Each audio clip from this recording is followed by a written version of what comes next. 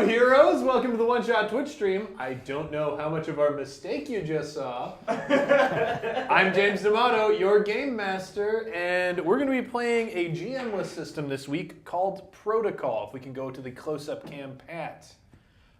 Protocol is a system that is very similar to games like Fiasco. We can come back to the wide. Very similar to games like Fiasco. It is a very free-form storytelling game, only I would say it is even more cinematic and has a couple more training wheels for people who might not be comfortable doing certain cinematic moves in games. We featured it on One Shot once. I had a lot of fun with it. We played a shortened version of it on One Shot, and I think we're going to play a shortened version here. There are some rules that I generally don't use. Those are the drama point rules. I'm going to do my best to try and incorporate them into tonight's game, but we might not do that. Before we get rolling on the game, though, I want to introduce all of our guests. First of all, would you care to introduce yourself, sir? Yes, I'm Logan Dean. That is me. All right, Logan. First of all, you're a performer. Yeah, I do sketch comedy, and I'm a stand-up comedian here in Chicago. I'm also an illustrator and writer. Rad. Are there any channels where people can actually see your sketches on YouTube? Right now, no. No, that's a private thing. You got to show up for that. All right, but you play around Chicago. Yeah. Do like Second City. Used to perform on I.O. Do a lot of shithole shows. Guys, if you can find the shithole, go to it. Oh, yeah. It's nicer than it sounds. And then do some storytelling with the Nerdalogs every now and then, and yeah. Okay, yeah, rad. And let's introduce our next guest. I'm Carlos Luna. I'm an improviser in Chicago. I play shows, shithole also. I also run my own show called Skull Mountain. It's Friday nights at the Bug House. Yeah, you can find me all over the city, playground. Or What's Skull Mountain like? It's like a variety show. So we have improvisers and sketch comedy and stand-up and music acts. All Cool. Yeah. That's very cool. Chicago is not poor for variety shows, and a lot of them are really good. I've definitely heard of Skull Mountain. Your reputation precedes you there. Thank you. Awesome. Well, let's meet our final performer. I'm Laura Miller. I'm an actress here in Chicago. Moved out here to do theater and some film, and I just started my own theater company this spring. So we did our first production over at the Den Theater in Wicker Park. What's your company? It's called Wild Atlas. We can find us on Facebook, Instagram. We're not on Twitter really yet, but we've started doing some Periscope stuff. We're trying to do some live stream behind the scenes as we do our next production. We did it in our first production, so we're trying What to are you going to that. work on? We're not sure yet. We want to do something that an experience type of theater. Go to like a house and sit in on a dinner party and not be sure who is actors and who are guests. Oh yeah, I love and that. have it be something original, like either comedic or lighthearted, and kind of bring people into the fun. Of course. Yeah. Very cool. Well, I'm glad that we have this collection of performers for Protocol. Protocol is a system that I think most of the scenarios are more dramatic or want to be more dramatic. So we'll see which direction this one leans. With me at the table, who knows? But before we get into the scenario, I want to go to the close-up cam real quick and introduce Pat on ones and twos. Hey, let me unmute myself. Hey, yeah. Okay. All right. That's all we need visually, I think. Yeah. Pat is going to be on the channel all night taking comments and questions. He will be your way to speak with us. I know that some people who watch Twitch are used to being able to interact with the cast of people that they see playing video games. It is a little bit harder for us playing role-playing games. That's why Pat is going to be your channel to talk to us. But before we get into that, we have to set up the game. And the scenario that our performers selected beforehand is called Joan of Arc. Joan of Arc is a story role-playing game about scientists and rescue personnel working to save a damaged space before disruptive energy rips it apart. Starting from the planet's surface, the team has a limited time to get to the station, climb inside, repair the damaged station, and save everyone aboard. The clock is ticking. The problem after problem besets the team members, who have limited resources to battle the ravaged reactor core. Already I can see that going either way, especially after playing our last Best Hope. So we are going to assign characters to everyone, and to get a feel for how that works, I'm going to be starting over here so that I can walk through the character creation process without having to do it myself. So the first thing we're going to do for you is establish a role. So I am going to need you to draw a card. Just one? Just one. All right. Your suit on that card is conscript. So that is the type of person you are. Okay. And your number is 3. So you are a chemist. Ooh. You are a conscripted chemist. So already that's telling us a little bit about your character. You're probably not involved in this Save the Space Station fiasco willingly. You've sort of been, kidnapped or coerced into doing it. I hope not kidnapped. I hope we don't live in some sort of dystopian future where people get kidnapped into science work. But let's determine now your background. So if you could draw another card. All right, ooh, a queen. Queen of Hearts, looks like. So background, oh, big surprise, academia, and nepotism. Okay, so man, now it's becoming a little bit more clear. And finally, we have your motivation. This is going to be driving you throughout the game. So one more pull of the deck. 7 of spades. 7 of spades, okay. So impulsivity is the descriptor for it, and 7 will get you for glory. All right. So now that we have that information about your character, care to share any details? And people in the group, feel free to jump in with suggestions. Obviously, everybody at the table controls who their character is, but this is sort of a collaborative process, and it will prevent people from on the spot. Okay. I like that. So I went to school to be Yeah. a chemist. You intended to be a chemist? I intended to be a chemist, Okay. but I got into like the best school because my father was the dean. Okay. But he died. Okay. And I was like halfway through my my tenure there, and so I had to work extra hard because everybody thought I was just kind of riding his coattails. And then I kind of like lost my social standing a little bit. So when the opportunity came, Right. I was conscripted into this service to find glory, to better my family name. Yeah, you want to prove that like you can be the weird military scientist chemist. Right. Well, and there's not a lot of opportunity. Yeah, there's not a lot of opportunities for action science. Out here in like the belt or wherever we are. So yeah, action science to get my family's reputation back. Awesome. Well, then the question I have for you is, what is this character's name? It is... and this is the hardest question for anybody to answer. Kyle Angiers. Kyle Angiers. Ooh, I like it. And also, if anybody is terrified when naming their character, there's a list of character names, and I can just pull one for you. Cool.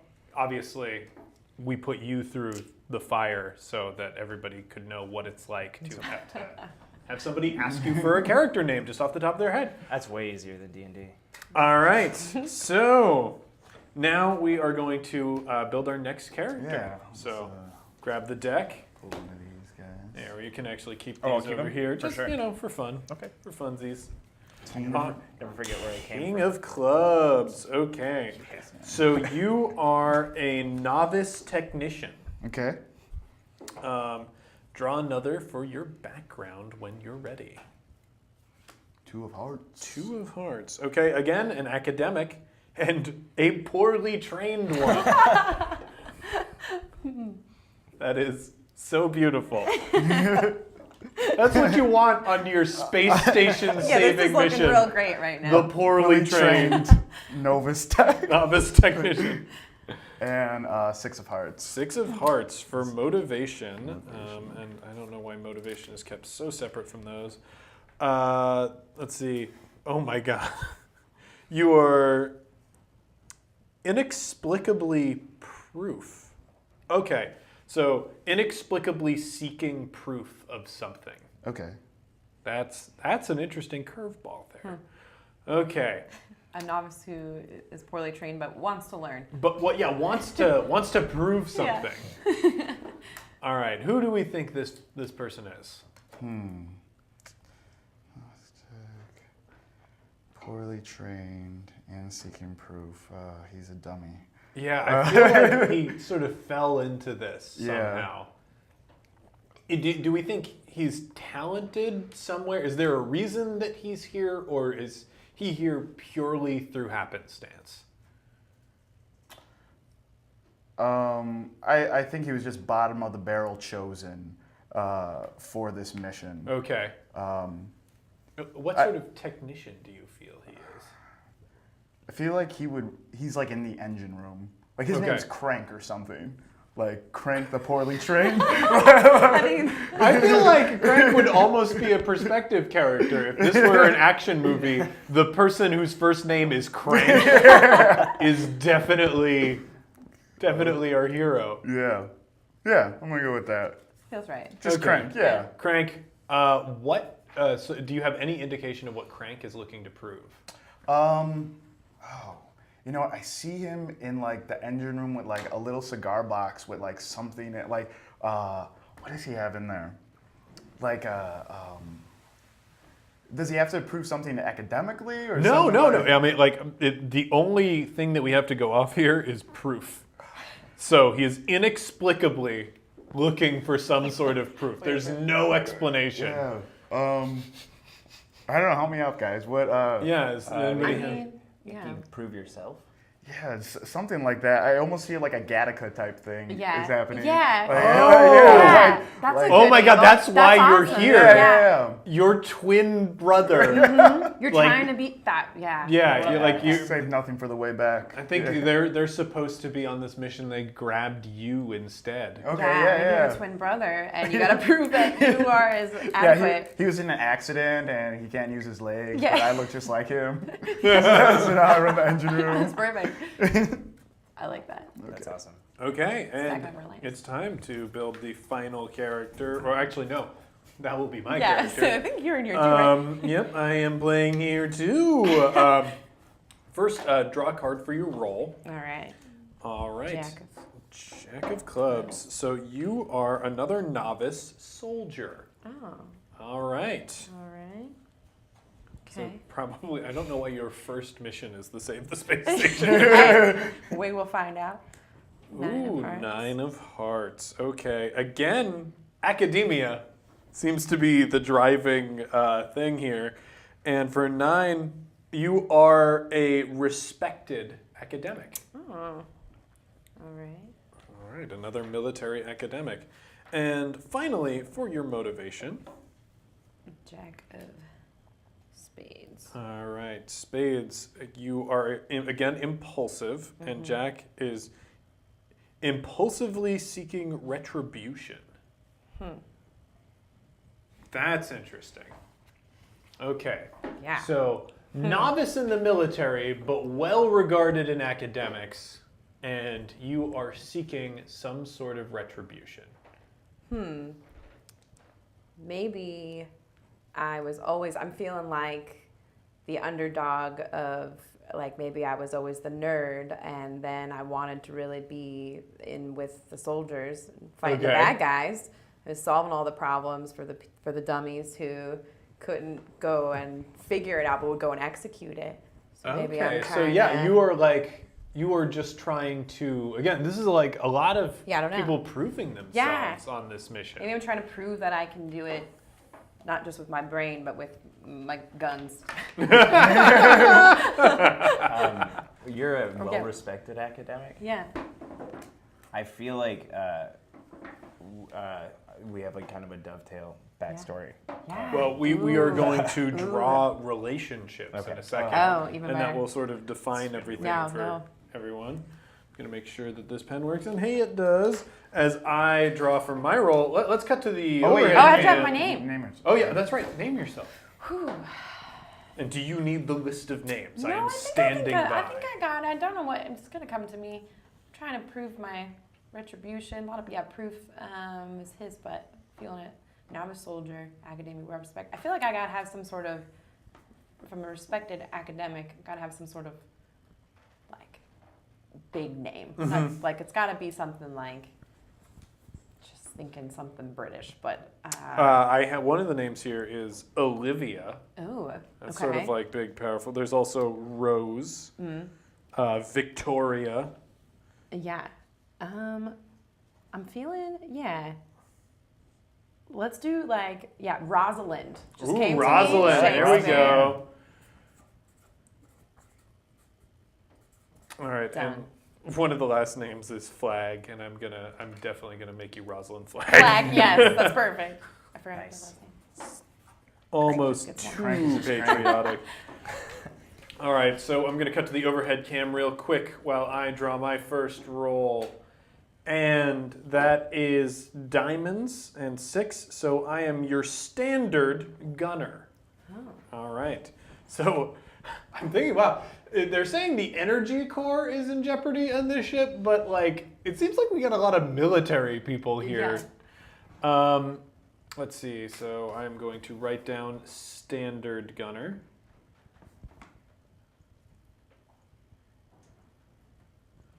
And love that dead air. Yeah. Now for my background. Ooh, okay, 7 of hearts. That is again academia. Yeah. Damn. A bunch of brains. Damn, that's amazing. Okay, academia, well known as well. Okay. Okay. I'm a well-known academic gunner. It's got a variety of skill sets around here, so. Okay. And for my background motivation, let's see here. Spades. Again, it's impulsive, and I am impulsively looking for proof. Interesting. It seems like we don't have a lot of scenario-driven motivations. We got a lot of interpersonal-driven motivations. So I suspect that my character believes that there's been sabotage. Like that is the reason that the space station is in jeopardy. So while I'm up there saving everybody, I'm also going to be looking for evidence that that something awry happened that was intentional. And I am just going to randomly assign names. Oh God. Oh, this is the worst name. I'm so happy. Quincy O'Toole. Yes. Quincy O'Toole. Quincy O'Toole. Quinn O'Toole. Famous gunner. Famous academic runner. What is an academic gunner? Yeah. You can't always be shooting. Sometimes you gotta read. Yeah, I guess so. Read about guns. Build your own guns. Invented guns. Yeah. All right, so we've got everybody's names there. Now it's time, before we get started, to establish our relationships. So I'm cutting over to the random relationship. And between Kyle and Quincy, the relationship is going to be one, let's see, clubs, a burdensome relationship. And 8 would give us burdensome monetary relationship. Oh shit. Okay. So I am a well-known standard gunner, and you are a chemist. I'm a conscripted chemist. Conscripted chemist. So I think that one of the reasons that you got drawn up in this whole thing is loans somehow. That's Yeah, that probably makes sense. where the conscription comes from. Yeah. I probably owe you some money. So in a dark future, the solution to student loans is military service. Isn't that already? Yeah, right. I guess you can can do that. It's not. Not mandatory. Well, it's Now better it than- might I guess be. it's better than debtor's prison. Yeah. Uh, All right. yeah. And now we're going to establish a relationship between Kyle and Crank. So I'm going to ask you, sir, to pull. That is an 8 of spades. Okay, so that is ominous. Oh my goodness. Ominous and monetary again. Damn it, Kyle, you owe everyone. It's not my fault. My dad died. He left me nothing. Yeah. Well, I gotta okay. prove yourself. So we have this sort of Ominous. troubled character, and you are not really supposed to be Yeah, here. that's true. I feel like you are part of some nefarious operation, and he owes you money. So, like, whether you're part of the mafia or Yeah. like just a regular loan shark who will follow someone to space. Maybe that's why he's there. I can't wait to find out what his relationship with you is Yeah. going to Oh, be. yeah. Let's do this. 2 of spades. 2 of spades. Okay. Again, ominous. Good. So we can keep the same thing. Ominous training. That's interesting. Oh. So maybe I'm trying to train you into some academia, or maybe you're training me. What are you good at? Nothing. Nothing. Absolutely Absolutely nothing. So Absolutely then I nothing. think I'm training you something. Yeah. And I'm a novice soldier, so I would imagine. Okay. But a well-regarded academic. And you're a technician. Yeah, novice technician, novice. I feel like she has got to teach you an important thing. Like, whoever the technician was going to be, Rosalind was going to have to teach them to do something important to save this spaceship. Frank something. Think something. All right. And between Rosalind and Quincy, the relationship is going to be... All right, 10 of diamonds. Diamonds is complex. Oh. Ooh, complex trust. Oh. So we're both well-regarded academics. Yes. So what happened in our past that caused us not to trust each other? Huh. Who betrayed whom? Yeah. Well, I am a standard gunner. Right. But you're well known. So maybe as soon as you stepped in that spotlight, you forgot all your friends. Yeah. I'm also Oh, man. impulsively seeking retribution. And I am seeking proof. Oh my goodness. We designed this station together, and both of us blame each other On for this happening. this mishap. Yeah. I'm trying to prove that you did this intentionally for some reason, and Yeah. you're seeking retribution because you think I screwed it Yes. up. That's perfect. I like that. Okay, so now that we have the characters built, and we sort of know their backstories, nefarious and non-nefarious, we can start the game. This game is a very cinematic style of game, and I'm just going to walk all of our watchers on the channel through the different sort of moves in this game. As you can tell by our character setup, this is a card-driven game.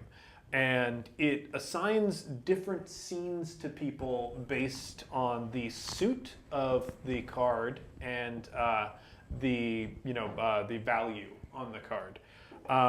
And the suit will determine the type of scene that it is. And the different types of scenes are starting with the monologue. There are 2 jokers in here.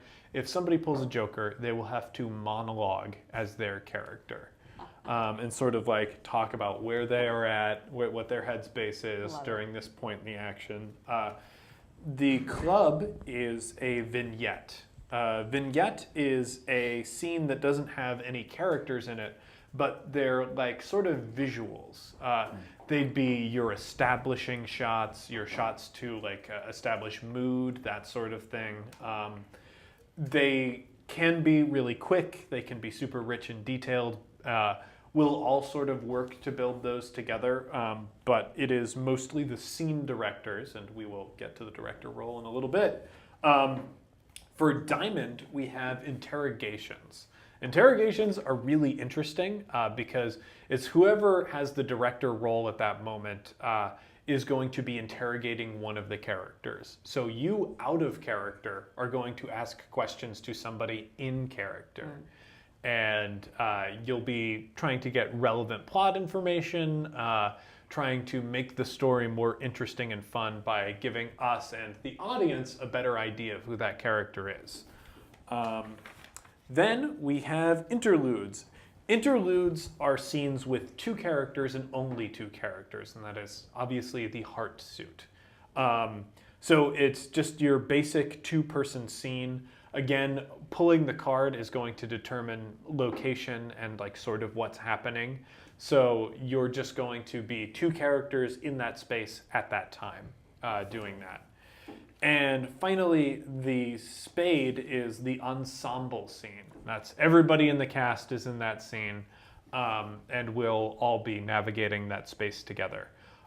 Because this game is a very narrative sort of game, everybody is sort of in the GM role and the player role. You're responsible for talking as your character, but you also have control over the universe. If you want a control panel to explode, you can make that happen by just saying it. It's really, if you're involved in the scene, you can do whatever you want. Now let's get to the director role. We're going to be taking turns. Since I'm doing a shortened version of Protocol, everybody is going to have 2 shots at being the director.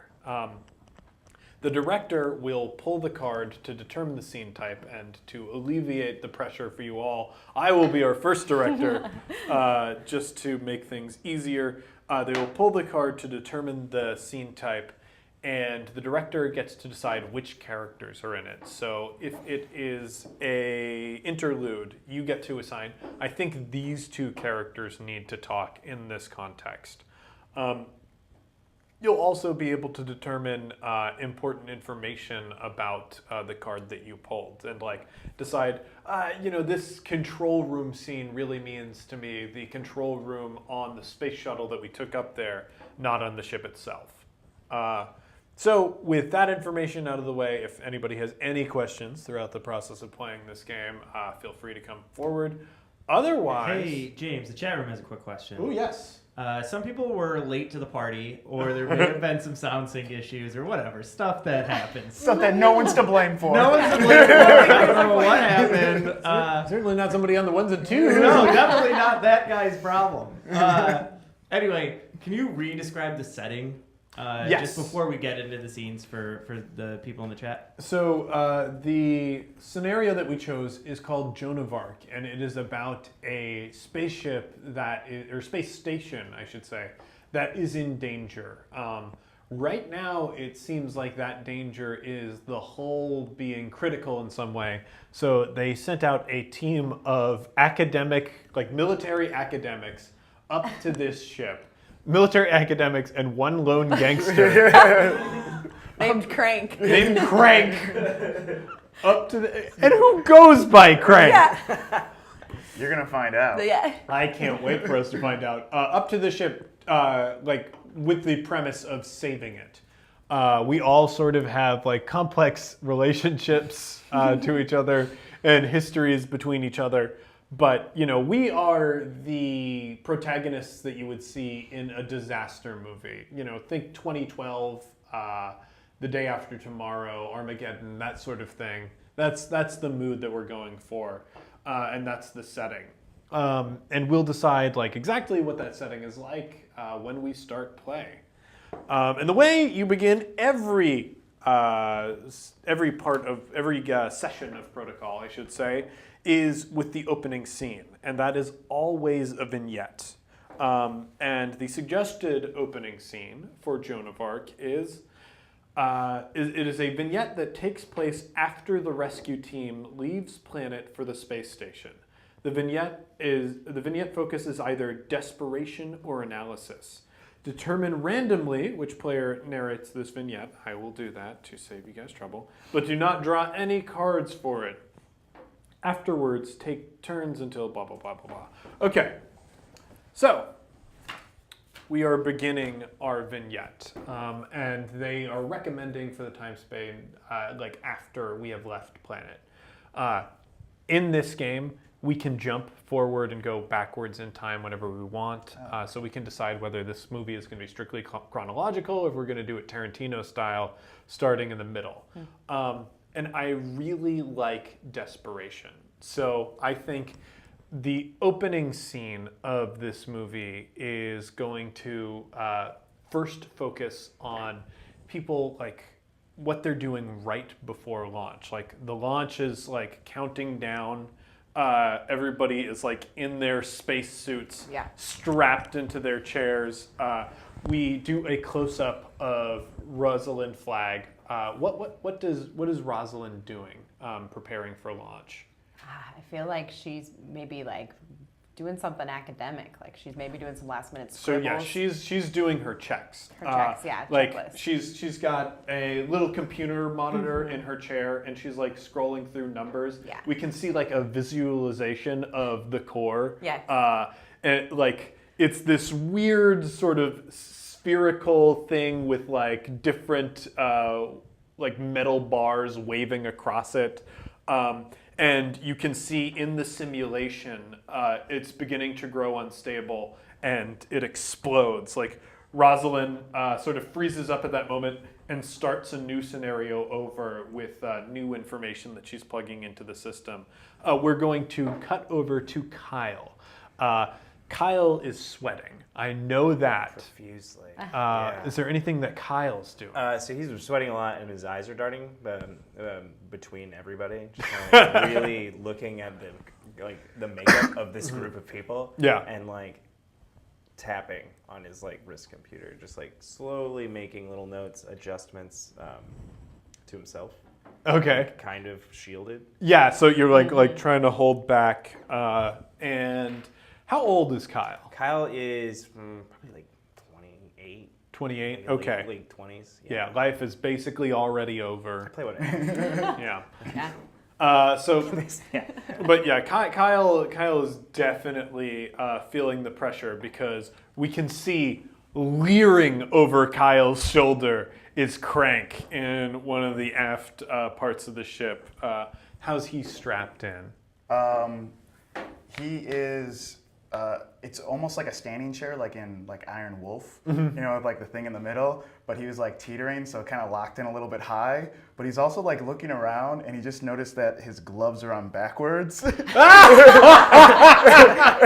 he's trying to play it cool, like just like whatever, you know, just kind of like looking around. He's seeing this like he's seeing Rosalind like work on this core and explode or whatever, and like sees him working on his pad, and he like kind of looks at his swatch and like presses like the calculator button on it, just to like, I'm adding to this mission too, guys. How old is Crank? I think Crank is, he's late 30s, like almost 40s. He doesn't have a family. He's not missing much out there. So like he's all ready for this adventure. Okay, Yeah. and what's he sort of look like, would you say? I kind of see him almost like a thin version of who's the guy from like Sin City that wore like that jacket that's got like that. He's got like that forehead and. the Marv character? Yeah, Marv. He's like Marv, but like a skinny version of Marv. Like he's not. He's like the Danny DeVito of Marv's Arnold Schwarzenegger if they were twins. That's great. Yeah. That's really Very good specific. visualization. I love it. And finally, we come to Quincy O'Toole, who is a man, I'm going to say, in his mid-50s. He's got salt and pepper hair and a military haircut. He doesn't have any like visible scars, but his face is very wrinkled from years of stress. He looks probably a little bit older than he actually is. Despite that, obviously, this is a Hollywood, so he's a handsome old man. He is also sort of doing checks and running scenarios, but he is also like looking over at Rosalind's scenarios that she's running. He sees the explosions and like his eyes narrow as he goes back to doing his own scenario checks. And then they start the 10-second countdown. And everybody like straps in. They have to get their stuff like situated. Crank, I imagine, like tucks his hands under his arms to hide the fact that his gloves are messed up. And it hits the 5, 4, 3, 2, 1. And we see this advanced spaceship take off. There is a huge explosion as the rocket engines bring it to the air. What's one cool looking thing about this spaceship? What makes it interesting and distinct? I would say the nose has a distinct emerald green color. That was what this spaceship really needs, is that emerald green nose. It's got flair in it. It's got some flair. Yeah, it's got some flair. Pretty original, and then it's got some I emerald green. I kind of see it like with promotional things on it, like NASCAR. Oh my God! Like wraps on it. This horrible corporate future. Where everything's money. It's all money. Like Pepsi Astro on the side of it or something like that. Just dollar signs. Or like Pepsi Tech. Like it's all like this weird corporate branding meets science thing. Like I like it. Where all the corporations fund this thing, and then like a bus. Everything, like it's on our suits too. Oh my God.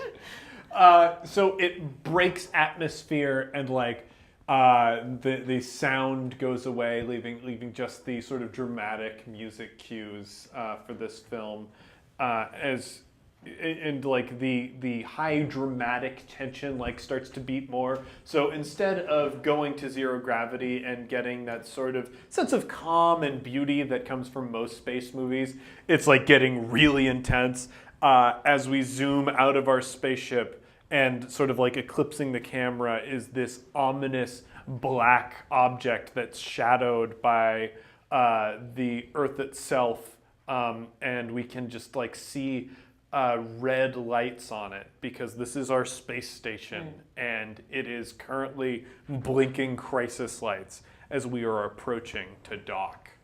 And that is the opening vignette. So after doing the opening vignette, I think I'm also going to take the director role for the first scene, just so folks can see how the director role works. And I will be pulling up our first scene. And our scene is going to be, let's see, Heart. It is an interlude, a two-person scene.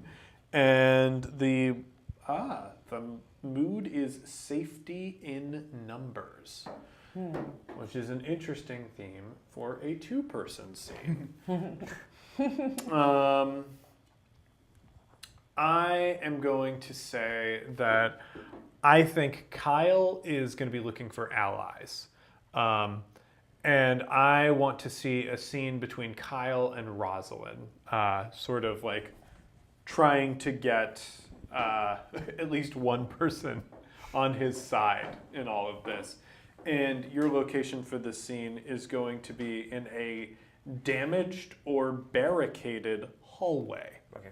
So this is probably shortly after they have arrived on the ship. Like we see like the credits as the two teams are moving out.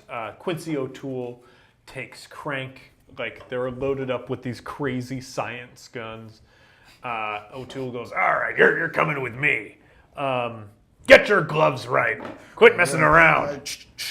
They start floating away down the hallway, but you're like, you're in front of me, so like you don't see this happening. I'm just kind of like chasing it. And like Kyle, like we can clearly see his nervousness. Rosalind is like still, I think, at this point, deep in her calculations, like working out how to do things. And we join them in this hallway that has clearly been damaged and dented from an explosion. And you guys are going to have to clear away that in order to move forward. All right. Okay, cool. So you built this place, huh? It was all me. Yeah, did you build it to blow up? I didn't build it to blow up. I'm trying to figure out how to make it all blow up now. Listen, I'm not trying to like, jangle your gears or anything. I feel like we need to figure this out and get out of here as quickly as possible. Yes. What chemicals can you provide me Um, that might be able to honestly, fix? I think I'm only here because Quincy asked. But aren't you a chemist? Well, yeah. But Wasn't your father? Yeah, my dad was the chemist. All right. So we got to get this hallway cleared. We can turn on some vents. I can vent some liquid Okay, nitrogen, vents. put out the fires, but That might work. That's more engineering. I mean, Do we have that available? yeah. Let me see. I'm gonna click up on my computer here. Yeah. So all of the venting systems are still working. Everything works fine. Good. But all of the levels are really low, especially in the liquid nitrogen. It looks like all the fire suppressants have been just venting. I know how to get to that. So we have to just make sure we move this hallway, make it clear. How do you do with... Manual labor? Yes. I mean, could we turn the grav off? That'd make it a little easier. Well, I don't know if that's an opportunity we can take right now. Why don't you and I just Move get this in there stuff. and Okay. start using our arms? Okay. So Rosalind steps forward and starts moving some of the heavy debris out of the way. She's done doing this confidently too, I think. I would agree. Yeah, okay. And I kind of move up and start moving smaller pieces. Maybe we clear a little hole. Yeah, just a tiny little breach, and we're able to get through. So that went well. Yes. Yeah. So we've never met. I'm Kyle. Rosalind. Yeah, I know who you are. Yeah. Right then, the spaceship shakes a little, and they're kind of pushed against each other like that. Oh! Oh, I'm sorry. I'm so sorry. it's all right. It's a tight space. Yeah. Should have made bigger hallways. Yeah. with less debris in them. Yeah. So what happened exactly? We designed this ship and built its core firmly, Quincy and I, tirelessly. He's good at blowing stuff up. The gravity's still up, so they're just kind of together, and they're slowly spinning. Well, the gravity's on right now. Oh, I thought they turned it off. No. There was Oh, no Couldn't afford to. Oh, okay. So the core just exploded then? That's it? It's a little more complicated than that. Okay, well, elucidate then. If you ask me, I had the designs laid out. We had potential problem areas that we had expressed that might actually destroy what we had built, but we didn't take into account all of the factors. Wait a minute. You and Quincy built something that wasn't entirely stable? I think that my half of it was quite stable. Yeah, that sounds... I think there was some information that was not given to me until now, which is why we're here to fix it. Oh, okay. So. Interested to know why a chemist is here.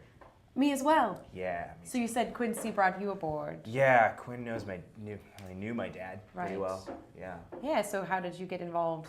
Oh, my dad died Yeah, sorry a while to ago.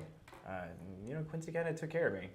Nice in a lot of opportunity ways, to bring yeah. you on submission Yeah, I to think he save just wants to keep an eye on me, mostly.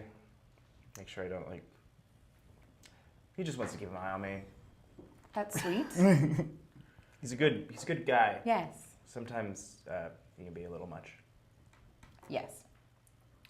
And with that, I'm just going to say another pipe bursts, and the two of them have their attention drawn to that. Oh, that's where all the gases are venting. Oh my gosh. And we cut out of that scene. And now we have a new director. Looking up the drama point system, everybody who was not in that scene gets a drama point. So, hey! Oh, yeah. Nice. We get to work together on that. Okay, now you are the new director. Cool. Draw your first card for the scene itself. That is going to be a 9 of spades. 9 of spades. So this is an ensemble. Everybody is going to be together in this one. Cool. And a 9 is movement or transportation. And to help us get our heads around what that might entail, draw another card for our location. 9 of diamonds. 9 of diamonds. Okay, again, diamonds damaged, barricaded, and laboratory. So we are having a sort of movement, transportation scene in a laboratory. With everybody. With everyone. Okay. So you don't necessarily have the responsibility of getting all these characters from the scene that we just saw into this new scene that we're about to do, but you get to sort of set things up as the director. Yeah, I feel like as we move along, you guys went down a different path. Quinn and Crank. Oh man, I want to watch that movie. And then you kind of meet at like a central laboratory. Okay. That's just maybe like a couple levels above the core. And you kind of meet up like, right in the middle to kind of assess what you found on your divergent paths. Okay. All right. I've taken a look, and it's not pretty. In fact, it's pretty darn ugly. I'm sure you've noticed that the fire suppressant systems are not venting properly. Yeah, and the levels are really low, Quinn. We're leaking gas everywhere. Yeah, there's gas. Yeah. Good, Craig. Yeah, This good, guy. good on you, Crank. Okay, so what Crank and I found is that there have been explosions throughout the labs on the lower levels of the ship. He pulls up a holographic representation of this ship. We're here at the upper docking level. As you can see, there are labs positioned throughout the ship here, here, here, and here. Now, as we approach the core labs, we can see most of them were damaged in the first energy spike of the core. Quinn, sorry to interrupt. What are these labs working on? Various projects. This station was first envisioned as sort of an outer space scientific research for any sort of space-based interest, whether that's chemistry, metallurgy, study of the stars themselves, any sort of scientific research that could need a zero-gravity component has a home here on board Alpha. And the labs are what's been primarily damaged? Well, the energy spike hit everywhere in the ship. You can see there's damage in the hallways. He's pulling up the different damaged areas of the ships now. Most of it wasn't too bad. It's flickering lights, that sort of thing. But as the core becomes more unstable, this is definitely going to get more and more dangerous. Well, it's definitely figuring. I've got a lot of weird readings, like all sorts of different stuff. So with different laboratories experimenting on different substances, this is probably the most volatile place in the entire universe. You're not wrong about that. Possibly, yes.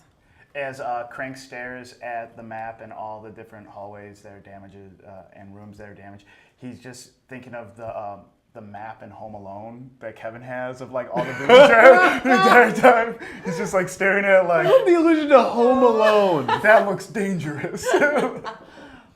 Yeah, it's really dangerous.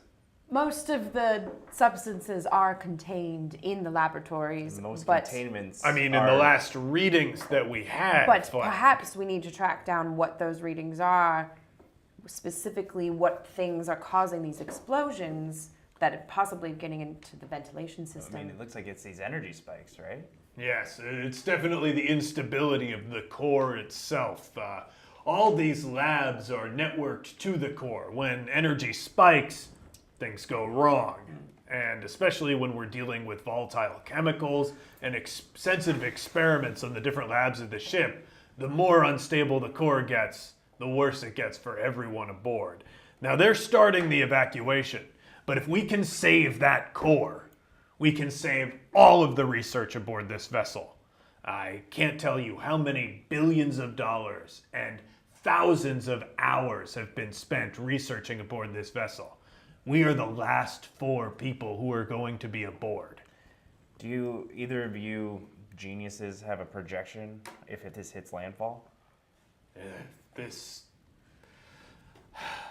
So I didn't want to have to bring this up immediately because it shouldn't be a concern.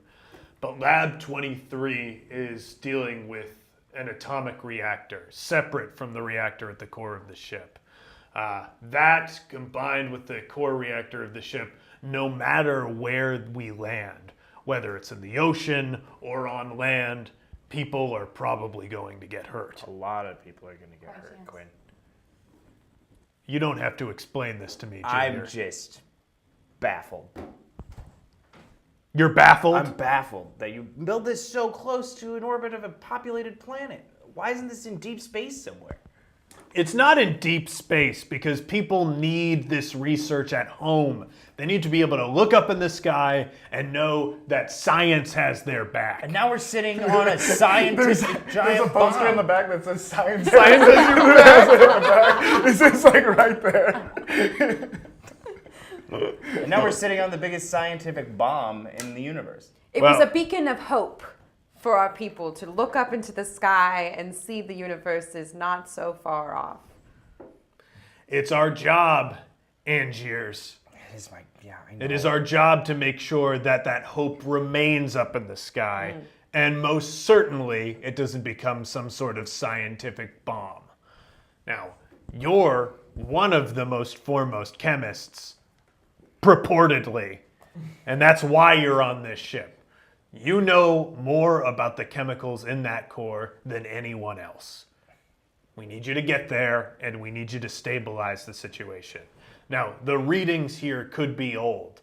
Definitely something went wrong in the mainframe of this computer that is causing it to vent the wrong chemicals to the wrong places. Yeah. So we can't trust our readings. We have to get down there. This is the last well-functioning lab on the ship. As he says that, the lights sort of like fade in and out. So if there's going to be any reliable equipment, we have to get it here. Got it. Yes, sir. Kyle's just gonna like abruptly walk away from this conversation and start like get right into the lab and start hitting like terminals, trying to see if he can pull up any new information. So the last data logs on this are time-stamped about 30 minutes ago. It looks like sensors in the core have all been fried. So this says that everything is kind of spiking at around like every 15 to 20 minutes. But the intervals are getting much shorter. Okay, so the clock started. Crank, you're our technician.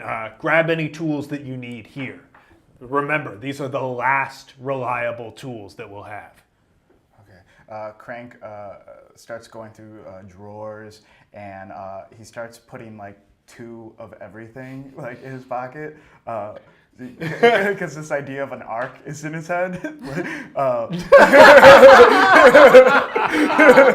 So he's just like going through screwdrivers and like these laser. But he's also saying in his head, he's starting to realize the actual danger, and he starts saying like, "What would Crank do? What would Crank do?" Because he's posing as Crank, you know. Oh my God, so he's that's like, right. He's like, "What would Crank do? What would Crank do?" You know, and he's trying to. These guys are thinking of like these, you know, really heavy technology-based ways to like fix these things and calculations and stuff. And he's just going over like simple traps in his like simple mechanical things like in his head because he can't really think beyond that right now. So he's just remembering like building like a snare trap in the park and like falling down. You know, he's like looking at the core and kind of thinking of how can I put a box on top of that? You know, like stuff like that. Yeah.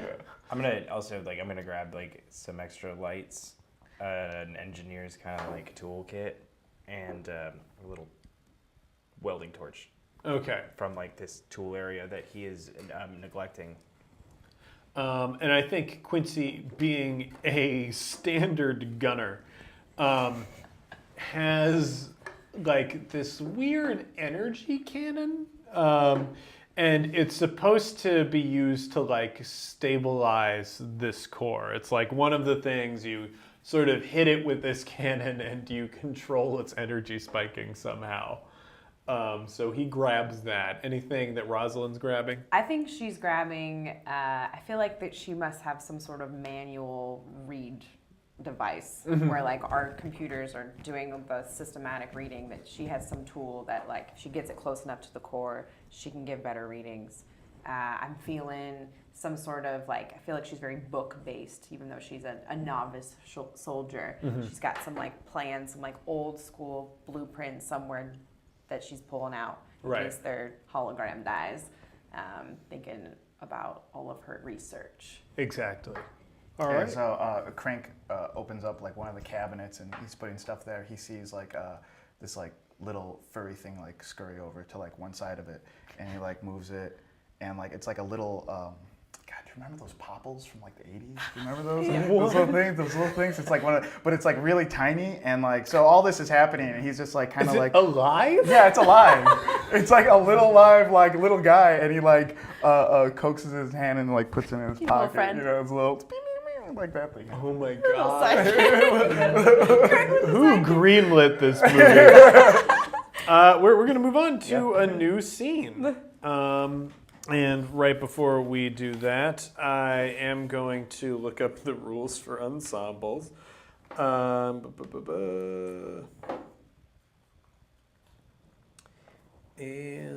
I cannot... Oh, yeah, 1 drama point... As James figures that Yes. out, what do you guys think about a Home Alone themed role-playing game? that would be amazing. Very cool. Right? That's what the chat just came up. Oh my God, that's amazing. Where you're like a kid. Yeah, I would imagine you're Kyle. Or I feel like Kevin, it- Kevin, Kevin. yeah. Like a Stand By Me type situation where you're all kids and like some sort of plot. Yeah, you find the dead body in the river. What What do you do with it? That's great. Okay, apparently ensemble scenes do not grant... Oh, wait a minute. Yeah, do not grant any drama points. Also, drama points can be spent to override any decisions that the director makes. So if you disagree with a scene director, feel free to put in a drama point for that. But it is now your scene. Cool. So I flip a card, or Yes. okay. King of Diamonds. King of Diamonds. Okay, so it for Diamond is going to be an interrogation. So that is again you out of character talking to any character in character, and the sort of theme for this interrogation is going to be, let's see, King, an external conflict. An external like. So there are a lot of characters who have conflicts going on. We have Kyle, who's got sort of debt from so many different places. So broken. We have the conflict between Rosalind and Quincy also. So I feel like, I mean, it says external. External conflict is, I guess there's one that's internal conflict. So external conflict is any conflict that this character would have with another thing. Okay. Whether that's, another person or whatnot. So you'll be asking that character questions about what's going on. Yeah. I want to talk to Quincy. Okay. Quincy, so you're like this very well-known. What are you very well known for? Well, I've done a lot of work in aerospace engineering primarily, but we all have to wear a couple hats these days. So I have a military background as well. Mostly worked on large projects with the engineer corps. But you're like a household name too. Like how does that happen? I've been involved in more than one conflict. When we were rebuilding the Panama Canal to be not just through Panama, No. we had to create a Panama 2 right through the United States. Huge undertaking, and obviously some militia groups took offense to what we were doing. So while I was just supposed to be working on the construction, I had to get involved with the conflict, and the military decided to turn me into the new face of recruitment. Yeah, you were on Wheaties boxes and like doing commercials, and Well, Jet Magazine had you on the cover for some reason. I don't mean to toot my own horn, but I am one of the reasons why adventure science is one of the most popular majors in college these days. It's amazing.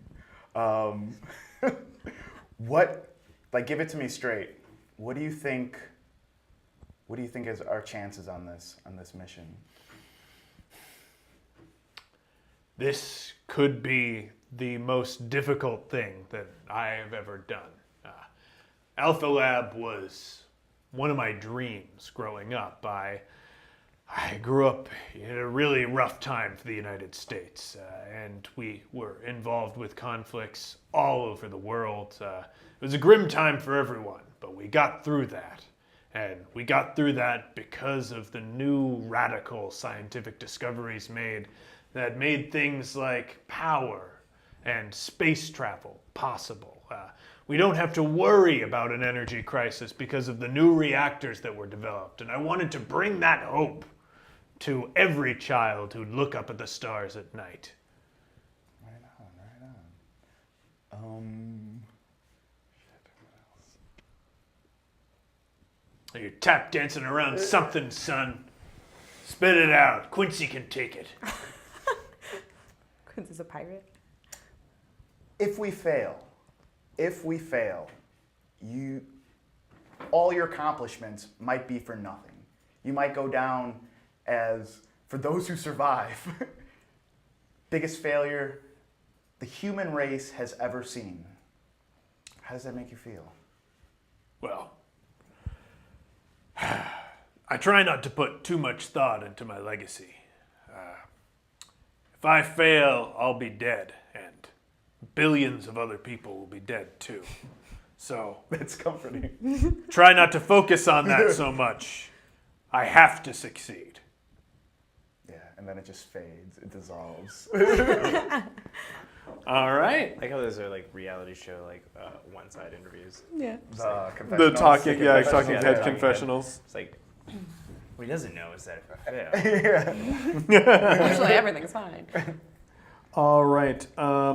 So let's sort out what the next scene is. While I figure out the drama point rules on that, I will just give the points to the necessary people. So draw your card for the scene. 7 of clubs. 7 of clubs. A club. That's going to be a vignette. And 7 is technical problems. Oh. All right. Now draw your card for the location. I feel like that's the title of this film. Ooh, Ace of Spades. Okay. Spades is energy crippled. Oh, no. And the ace is outside. Okay. So again, a vignette is one of those scenes where you're sort of describing the environment. Right. So while the team is working, something disastrous is happening. Technical energy outside. Yes. Okay.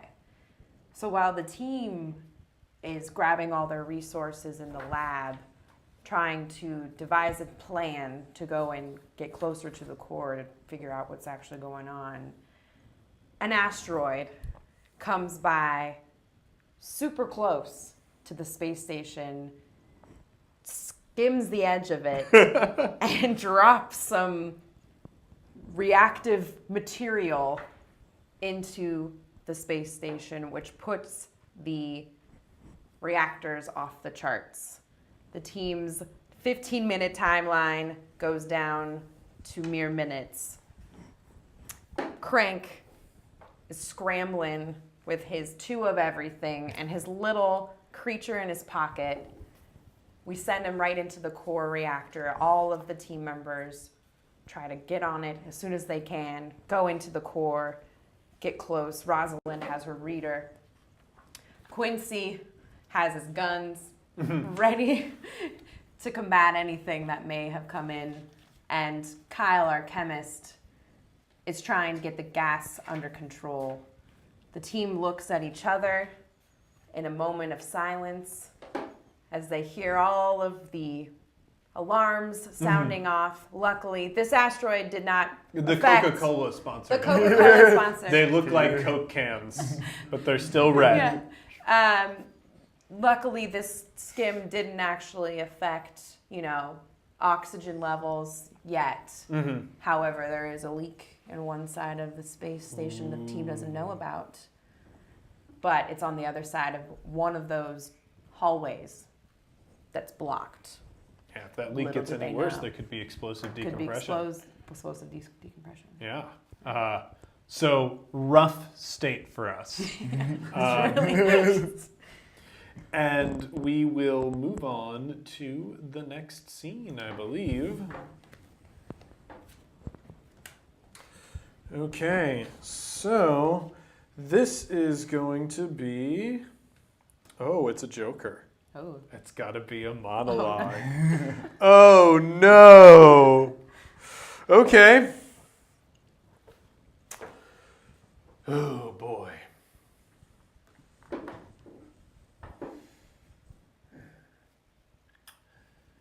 That moment when the ship started ripping itself apart from the inside, when my core, my beautiful core that I worked hours upon countless hours designing, causing all this chaos on the ship, I looked in Rosalind's face. I looked for the signs of humanity.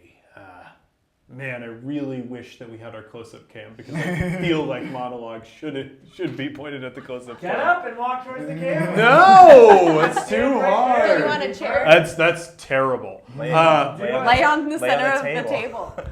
I looked for signs that you would see in any human in this situation. Fear.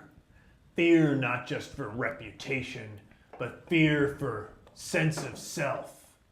Fear of death. When people confront that sort of thing, it changes them.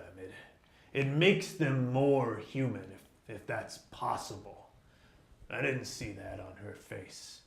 I just saw cold calculation as she stared at that computer on her wrist. Something went wrong on this ship. I know something went wrong, but I don't think it was an accident. I don't know how I'm going to prove it, but something near that core is going to show me what happened. It's going to show me why Alpha Lab is in danger and why all the people below us are in danger. I will stop at nothing to find that out. And if it is Rosalind, well, I'm not a gunner for nothing. All right, there's my monologue. Woo! Oh, wow, dude. Yeah. Okay, so we'll pass the scene. I still have drama points to hand out to so many people, especially for that interlude. I believe interludes generate drama dice. Let's see. Okay, all players not involved in the interlude gain drama dice. It's weird. I feel like you should be rewarding the people who are doing one thing. Yeah. And for monologues, the director gains 1 drama point. See, that's how it should be for interludes, in my opinion. But I didn't design this game, so my opinion is not worth anything. Okay. 6 clubs. 6 of clubs. Clubs is going to be that's motivations, not scenes. 6 of clubs. That is a vignette. Oh man, we're getting a lot of vignettes. Okay. And 6 is fire and oxygen related vignette. Yep. Wow, you really set us up there. Just the one? Yep, Or do I do just the another one. Nope. Or you can, for location. If you feel like you need a location, that is always It's optional. optional. Yeah. Fire and oxygen. Fire and related, oxygen. Yeah, I don't need a location. So it cuts to various parts of the space station as the blast doors are going to be like shutting down, trapping people inside as they're trying to evacuate, because the station is hypersensitive with all of its instruments, and the second it detects a breach, just closes down. Right. And then starts venting excess oxygen out of the rooms to prevent from fire. Right. Which is spreading as these energy spikes are happening. So it's trying to prevent the fire, but the suppression systems don't have the gas, and now it's venting oxygen into space and murdering people. Like the station is now killing everyone that is trying to evacuate from it, and the oxygen levels are now starting to like really dip because it's now vetting them out, trying to prevent a fire that doesn't exist. Oh my God. Damn. That's crazy. It's horrible. Pretty terrible. And it's all happening in the Red Bull wing. Yeah. It gives you wings. And like this is all of this is while we're still in the core trying to like save it. Oh man. Perfect. Okay. It's your scene. Yeah. We're in deep right now. We are. The Four of Hearts. Things are starting to ramp up. Yeah. Okay, so this is an interlude and innocent lives. Holy cow. Holy cow. So with that, wow, I can't get over how perfect that is. Draw a location if you want. If Yeah. you don't think you. Five of Hearts. Five of Hearts. Okay, so Hearts is an insulated and quarantined bay or cells. Okay. And for the interlude, I'm just explaining what's. So interlude is two characters. Two characters, so yeah. You have to pick two characters that you think need to have a scene together. In the bay or the cell. In like this, I think the really important part of that is that it's sort of isolated and quarantined off. So it's not part of all this chaos, and the themes of this scene are like innocent lives. So who needs to talk?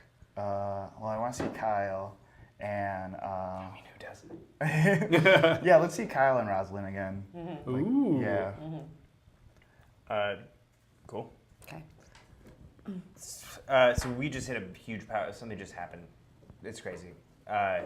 Every blast door is closed. Every ballast is vented. We're dipping in oxygen. Our timetable just got halved, maybe even quartered. There are innocent lives at stake here, especially in the Red Bull wing. Yeah, the Red Bull wing looks like it was the most expensive one. We promised these people happiness. Certainly the most And hope. extreme one. Well, I mean, like the evacuation's not going to happen because they can't get these doors open. So we have to Your fix this sensors now. just made this place a giant death trap. Sure did. It looks like This- there's an actual hull breach on the 16th level near a solar array. So we have to find a way to reverse this, to bring the oxygen levels up. I mean, the only way to bring the oxygen levels up is to fix a hull breach. So then we got to go fix that hull breach. Are you trained to fix a hull breach? No, are you? Crank is trained to fix a hull breach. Crank is trained to bring. He has quite a lot of training. He's a technician. He must. He must be very well trained. We have to get Crank up to that hull bridge. We have to figure out this core situation. I'll take Crank to the hull breach. You fix this core with Quinn. You made it together. You can't fix it together? It's right. It's time. It's time. Quinn and I need to face it and figure it out. Otherwise, we're all dead. I mean, I'm kind of thinking we're all dead anyway, but... Well, we must try. This This is the hope. You built this place. Do you have any sort of override code we can use to get through the blast doors? Because otherwise we're not getting very far. I think I actually have a manual key card. What is... We still make those? Oh, we do. In times of need, I like manual backups. That's actually really good foresight. I'm impressed. Can I have it? Well, there's only one. Do you want me to fix the breach, or do you want to stand around? Then you can have it, but I'm trusting you. I don't know you very well, Kyle. Yeah, I don't really know myself. I'm gonna take the key card. Shove it into like a little zipper pocket on my wrist. Crank! It was going. Okay. Maybe just walk out. Yeah. Okay, we're going. We gotta run. And we Book it down. space hustle All right. to an elevator. Press the button. And that goes to the characters in the interlude. So, another one. Innocent lives. Queen clubs. Ooh, okay. So for clubs, that is another vignette. And internal conflict. Interesting. Okay. All right, so you're going to be describing, again, there's no dialogue in vignettes. It's really just a focus, and this is internal conflict. So Okay. how is the director of this terrible movie showing us someone's internal conflict? Just one specific character? Or? Any specific character. I mean, really, I think you could tour through as many characters All right, as you want. let's take a tour. Okay. Kyle takes the key card away from Rosalind, and she watches him walk out the door. She's alone for a moment and has a moment of panic, but also relief because either way it'll be over soon. And she knows that she has to face what she's been avoiding with Quinn. Cut to Quinn, who is aggressively trying to move some large piece of debris purely to just keep his adrenaline moving, trying to figure out if it's better to fight against Rosalind and with all of these circumstances come out on top or put his pride down and get down and dirty and help figure out what that is that needs to be fixed. Crank, really feeling under the pressure of he's not who he says he is, and the time is getting real close here for him to prove himself. Otherwise, people will not only find out that he's not who he said he is, but that he's an idiot. Yeah. So he really needs to keep this. He's an idiot who will kill everyone. Who will kill everyone.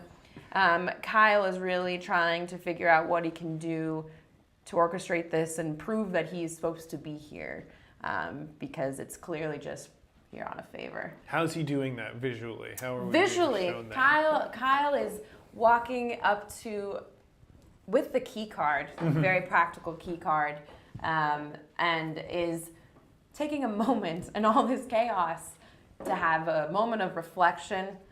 He really likes his little calculator on his wrist here, and maybe he's taking a sniff in the air to see if anything in his chemist brain can come up with something purely on scent of different gases in the air that might be able to solve our problem. That is the gift that helped drive him through school. Yeah. Maybe his dad really left something ingrained in him. Yeah, I was sort of thinking he has it's like a Simba moment where he sees his dad in the stars. And he's like, you can do it. Yeah. All right. So, we're out of drama points, but technically they go to everybody else. I feel like probably the best way to handle this now is having a single die in front of you and just counting up on it. No, that works. So, if we pass the deck over here. Actually, Pat, could we take advantage of this moment to take a quick break? We'll be right back. I just need to get something to drink. Yeah, that sounds great. We'll be right back.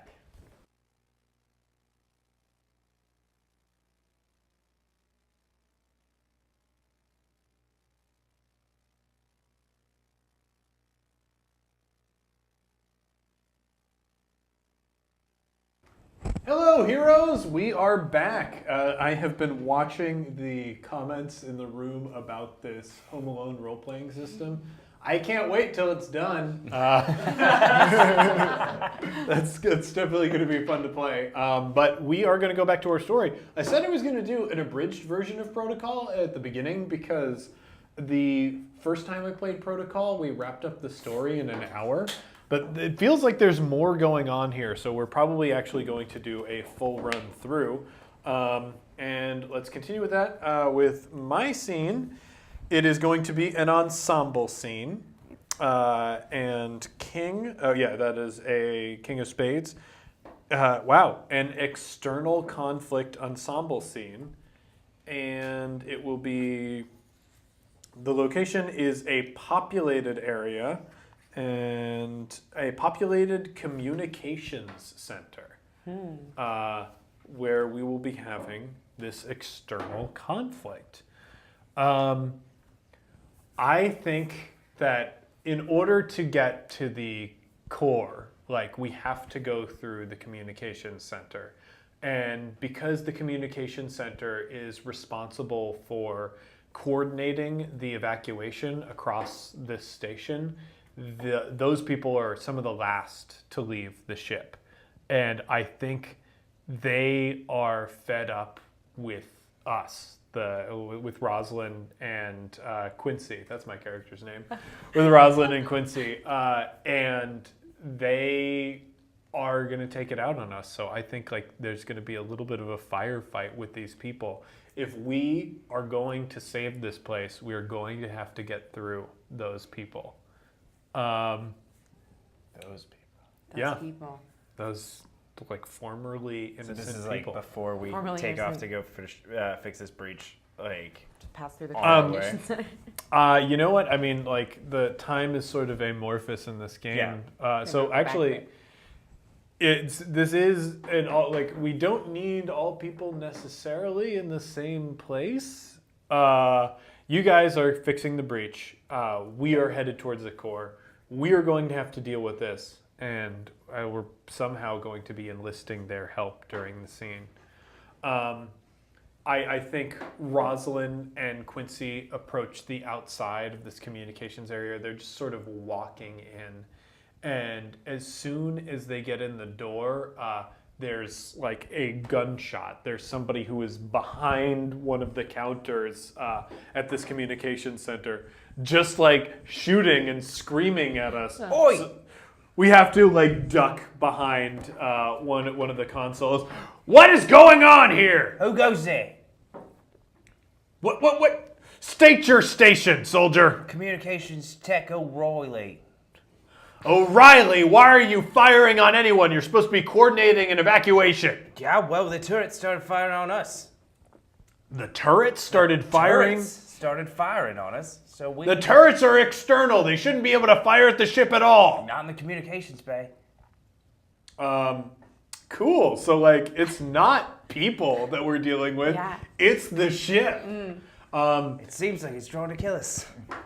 And like we see, this turret that's supposed to be external is like firing into different parts of like pods of the communications bay. All right, we're gonna have to take out that turret. If communications go out, that's it. There's no evacuation. We need communication. You're the gunner. Yes, You got a smart shot. which means you have to go on to the core. Which means I have to go on to the core. You realize what's at stake. I realize what's at stake. Are you repeating everything that I say? am Or are you- repeating everything you're We're having a saying. conversation, but there's hell raining down on us. I like lean in, put my headphones down. I'm like, I think she's drunk. Just put my headphones back on. What are you Just listening like to? communication center. Oh. He's like, yeah, he's typing. Just like type. He's a consummate professional, as like all the other people. I'm wearing a Quincy T-shirt from when he was like a vintage Quincy T-shirt from when he was really popular, but it has like a circle and a line like going through it, like because I'm no longer Team Quincy anymore. The Frito-Lay turrets are offline. The Frito-Lay turrets are offline. Quincy, we need you to gun down the turrets. The Yeah. ship is turning on us. We'll You have to trust do it me to go down manually. to the core and manually reset it. Wait a minute. Algiers. Yeah, what's up, Quinn? The turrets have gone haywire. They've started firing at random spots in the ship. You're still fixing the breach, right? Yeah, we're just about there. We haven't actually gotten to the breach yet. We're about a level below it. All right. You are going to have to deal with those turrets. They work based off movement. Okay. Can I get into it through a main system? I'm going to be trying to fire down as many turrets as I possibly can manually. I'll have to do a spacewalk to accomplish that. Well, I'll see if Rose's skeleton key can get me in. Let me check. And he's gonna take it out. Like, Skeleton key. oh yeah, she gave me this like backdoor key card. Can open up any door. It's pretty. You know, We Deus were Ex- going to include that in the blueprints. Well, I went against your wishes because I believe that we should always have a plan B. Yeah, I got a maintenance terminal here. The skeleton key gets me into everything. It looks like all the terminals are open. I can just shut them down. It looks like it's just a node closure. Give me a sec. Well, that's great. We'll be able to go on to the core. The turret is in some sort of like system override. System override. Yeah, it's a. Crank, pull the plug manually. Crank is looking at 3 plugs, and he's like, what would Crank do? What would Crank do? There's like a bright blue one, a red one, and one that says like, don't pull on it. And his hand is just reaching for it so badly. Craig, I think that's a good one. That's a good call. Craig, it's the blue one! He forgets which color's blue for like a split second. And he pulls the blue one. I feel like he pulls the blue one, and the turrets like power down, and then one of them powers up very quickly and fires into that communication center where Rosalind and Quincy are. Quincy gets hit in the shoulder, and like everyone else gets sucked out into space. Shit. Looks like you guys are losing oxygen pretty fast. No, we're losing more than that. Okay, I got it. Hold on. Let me close the bulkhead. All right, there should be a temporary breach seal. Get the hell out of there. As that's closed down. And yeah, I feel like that's our scene, our external conflict scene. Things are getting intense. Yeah. I'm really glad I read those Expanse books. All right, I have a 2 of diamonds. 2 of diamonds. A diamond is an interrogation, and 2 is a science interrogation. Science interrogation. I am gonna interrogate Rosalind. Okay. Rose. Yes. And you're allowed 5 questions. 5 questions. I'm just gonna use that to count. What is the reactor made of? Reactor is made of a combination of alkaline metals and experimental material that we found on our trip to Mars. Whoa! Oh, bombshell. Okay. What experimental material did you find on Mars? We found a canyon with soft soil where if you drop just a tiny bit of alcohol onto the soft soil, it instantly turns rock hard. Rock hard. All right. What was your falling out with Quincy? Quincy and I had visions for this space station being a beacon of hope. Quinn loves to make rash decisions and only have one option, and I like several options with plan Bs and Cs. He wanted it to be something that would only function in an orbit and would never need any outside help, and I disagreed and thought that it should be able to go and travel and come back. Therefore, his plans for the space station were more stationary, and mine were more exploratory. Okay. Did you sabotage the space station? No. Would you sabotage? I would not sabotage the space station as much as I would sabotage Quincy. Aha. That's my question. That's my 5. Ooh. All right. Does anybody get a point off that?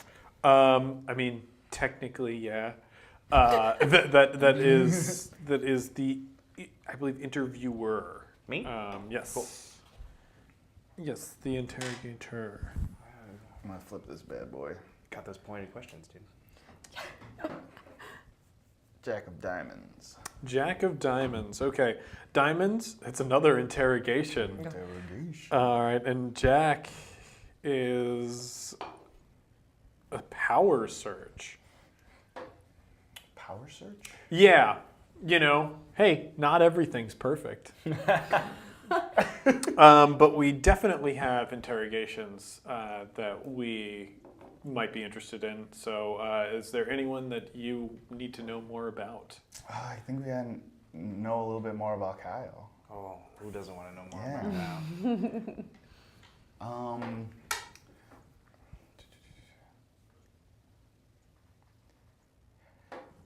Kyle, why do you want to get back home? I feel like you've given up already. I don't want to get back home. What's going on, buddy? What's going on back home? A lot of stuff. It's been a rough few years for Kyle. Lost his dad. You are Kyle right now.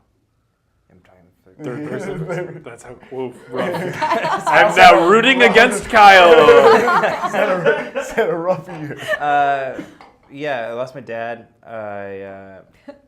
My dad's best friend got my inheritance Oh. and is keeping it from me. So I can't pay my loans. I've had to take loans from a nefarious organization in order to pay. It's bad. It's bad news.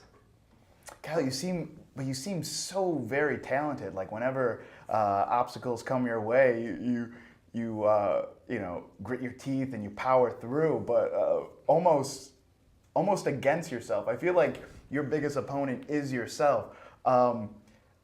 What is keeping you alive at this point? Like why? What's the glory goal there?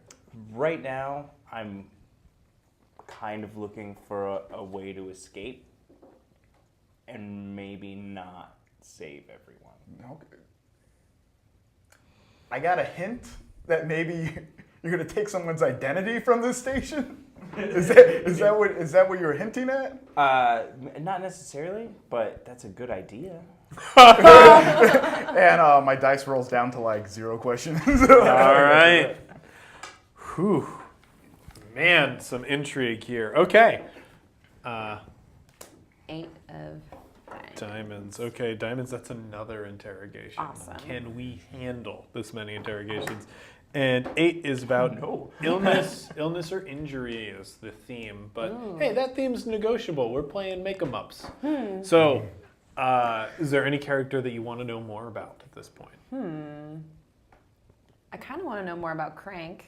Yeah, let's learn about Crank. Crank 2. It just doesn't have to be about illness. No, whatever. Okay, just interrogate Crank. There are no rules. All right. Who said there are rules? All right. Cool. This is a book full of rules. Crank. So, who are you trying to be? I'm trying to be my twin brother. He's like 1 minute ahead of me, and he's always treated me a little bit less. He's maybe from the very beginning, I was just like a little bit slower than him. But yeah,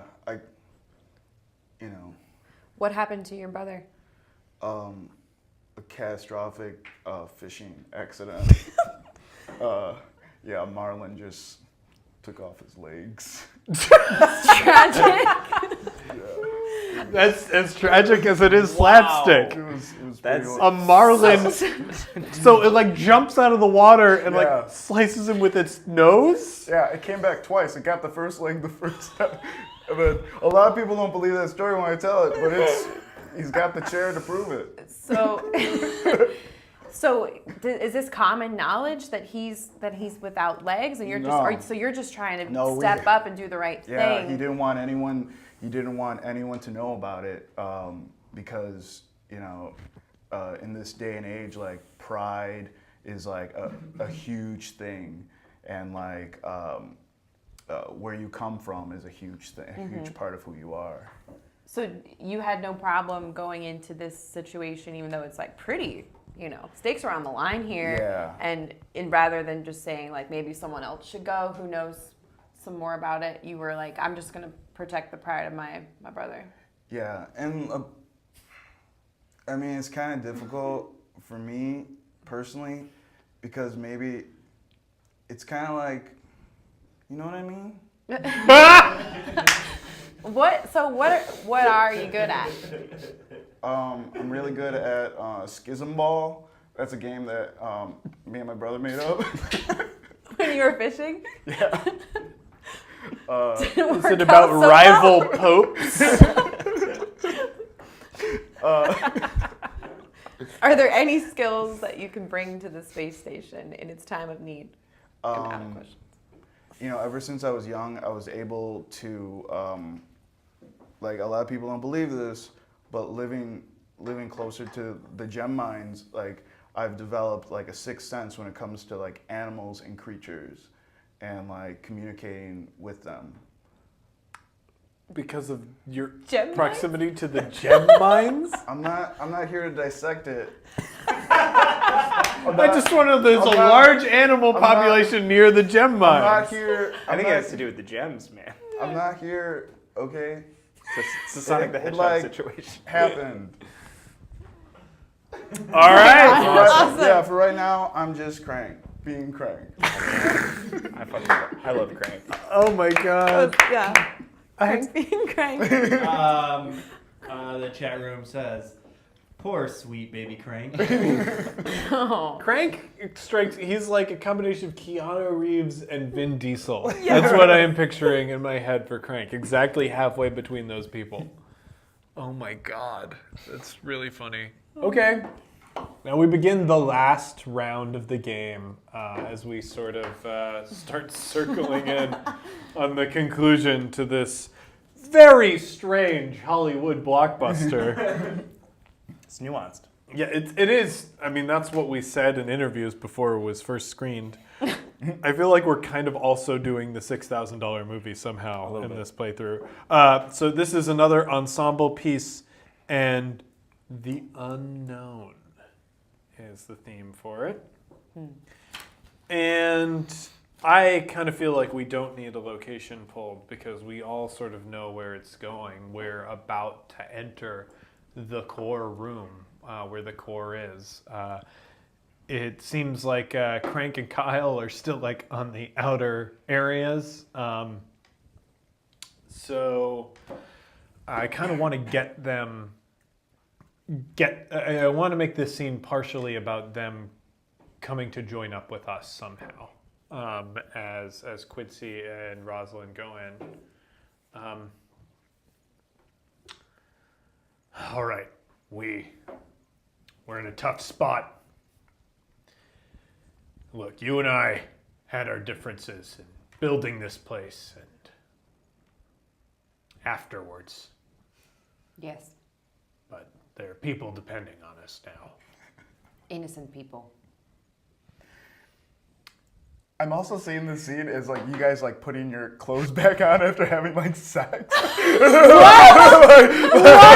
I don't know why. You're just like, all right, that's over.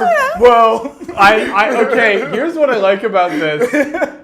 I feel like it is something that was in an earlier draft of the script that was cut out of the current script, but they still shot it. they still shot it. They still shot it, and then that like scene. when they sent the movie to the production company, the producers were like, "Well, it's short. Yeah. You need to find 10 more minutes." And they're like, "Well, we can't afford reshoots, so we can't really get those 10 minutes." They're like, "Just use the love scene." It's just like, But it's not anywhere. Easy. I agree with you. Seems that we've been able to reconcile our differences. Maybe this end all be all situation can bring our brains together and we can get this done. Yes, bring our brains Bring together. our brains together. As our bodies were brought together. I like. So I assume you're in like this weird antechamber around the core. And it's zero gravity for Yeah. some stupid Of reason. course it is, and we're gonna. Absurdly Craig and I are just gonna acrobatic. like come in. And God, they're nonsensically smoking cigarettes, and they're like you can clearly see the brand of the cigarettes as it like sort of floats in front of the camera. The smoke makes the brand's Oh, name. of oh course. yeah, yes. that's God, nice. Cigarettes what of the hot future. trash! I like that. It's the Man. fucking future. Yeah. I love it. And cheers. Are you and Crank in position? Yeah, we are ready to go. We have. We're good. we fixed the breach on 2. The oxygen seems to be leveling out, but I'm pretty sure we got a bunch of casualties up on the upper decks.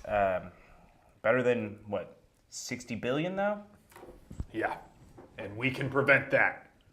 And obviously, Quincy puts his hand out for Rosalind. Together. and they hold hands Your channel's still open. and walk in. And before we reveal the core, I feel like that's all we needed for that dumb scene where we changed so silly. in the stupidest way. Okay. It's a Jack of Hearts. So this is not this is an interlude scene, and Jack is another power surge. Ooh, appropriate. I'm gonna make it between Kyle and Crank. Yeah. Did you just feel that? Yeah, I felt it. It felt like vibrations going from my toes all the way up to my nose. I didn't mean for that to rhyme, dude. I feel like you're gonna yell at me so bad right now. I'm not gonna yell at you. I'm not gonna yell. I'm not gonna yell at you. Okay. Who are you? What do you mean, who am I? You are not a technician. Yeah, I I fixed like that go back reach down. up. I start like turning stuff. No, stop doing that. Stop it. What? Do you have a mouse in your pocket? His name's I was just saying, at this point, the mouse like peeked his head out. I mean, it's adorable, but what? Okay, what are you doing here? I'm trying to save the planet, man. That's a noble goal. I'm trying to save the planet, same thing as you. All right, we gotta be on the same page, though. All right. Okay. So you gotta tell me what's up. What's your deal? I'm just trying to do what Crank would do. Okay. Wait. What? Are you not? You not? We should get back to should- work. Start turning that Stop way. turning it. Stop turning it. What do you mean? What Crank would do? Me, I talk in the third person sometimes. You're not Crank. Who is Crank? What? What is your name? Look, we've been on an intimate adventure. We went all the way up to 16. We came all the way back. I've gotten to know you a little bit. What's your name, man? If I were to like to tell you that my name wasn't Crank, but my name is really Shank. Shank. Shh, that's so loud, man. Okay. That's so loud. Do you have an open comm like to the planet side? Yeah, maybe. Why don't you call Crank? I can't. Why? Because I told him I'd make him a hero, man. A space hero, for reals. You told him that? Yeah, I told him that. That's a lot of pressure. It's not a lot of pressure. It happens all the time. Ben Affleck did it. Yeah, like 150 years ago. Yeah, before he was president. That was a dark That time. was dark time. That was a dark time. The Affleck presidency. We learned a lot about ourselves. And each other.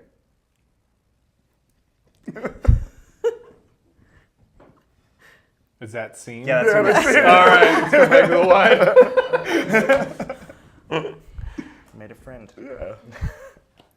Yeah. This is The Lovers? I don't know what that means. Oh, That's a shoot. Joker, right? That is a Joker. What does that mean? That means a monologue, dude. Crank monologue. Fuck. I can't believe we hit both monologues. Okay. What does it have to be about? Just like anything? Anything. Anything. It's like, yeah, like get in sort of Crank's headspace right now. Okay.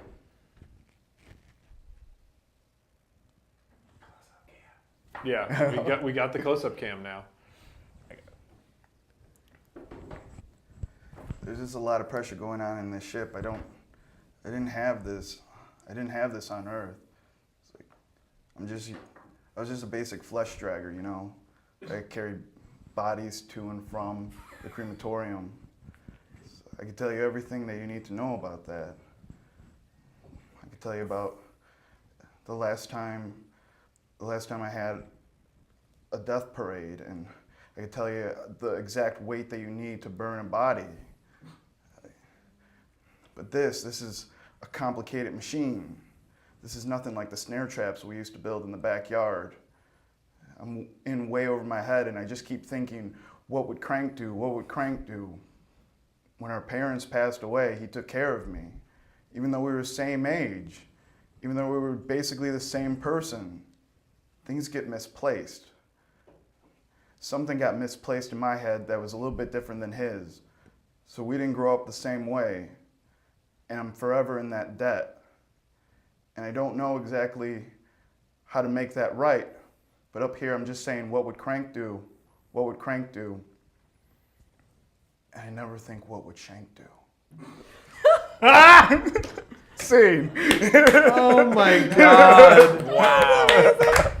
A plus. That was beautiful, man. All right. So this very well, what you're about to pull, we're going to go into like our sort of recap, or not recap, like we're gonna end after this. We'll be using the drama points that I have not been diligently handing out. I've been keeping track. I think I got it. I don't know. All right. So pull your last scene, Rosalind. All right. Queen of Spades. All right. Spade is an ensemble, appropriate enough. Perfect. And it is an internal conflict is the theme, theoretically. Ensemble. So how do you want to set things up? How do you see this going? We have to all conclude in some way. So we're internal conflicts. Setting up the end, conclusion right? will be counting. We'll be going around the circle, okay. counting down our drama points. So this is But this is a penultimate scene. This is the climax of the movie Okay. in many ways. Okay. I'd like if we were all in the same place. I think that's wise. I think we are all about to go right into the core. Like maybe we're like in the door outside of where The only way out is in the only way out is in the core. the core. Jesus. Okay. So, I feel like a good opening shot is like behind the four of them as they see this behemoth core.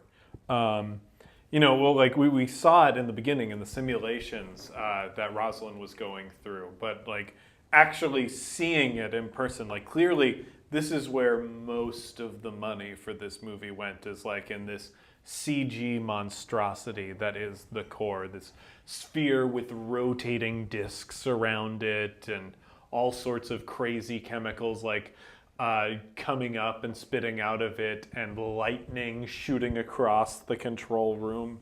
It's nuts. Christopher Nolan music. I'm imagining when they get to the core in like Event Horizon, and they see that like weird ball or sphere. Sphere. Event Horizon, very different. That went poorly. The fire comes in waves. That is my favorite part of that movie, which is a great movie. Such a good movie. Event Horizon, Samuel. Let's all watch Event Horizon. Okay. Is it in the same universe as Warhammer 40K? Who knows? Anyway, let's continue our terrible thing that we're doing. It is. Oh, you just opened a can of worms in my brain. Oh yeah, love it. So. Yeah, I never even thought of that before. Oh, it's definitely the same thing though. But I haven't seen Event Horizon in so long. Dude, we gotta watch it again and just think about how it's definitely Warhammer 40K. Anyway, Quincy grabs his like weird technology gun and goes, "So I'm gonna be mitigating the spikes in the core. We're going to be relying on Rosalind's knowledge, Kyle's knowledge, and Crank, your ingenuity. I'm not going to be able to help. It's going to be everything that I can do just to keep this thing stable. It's in your hands now."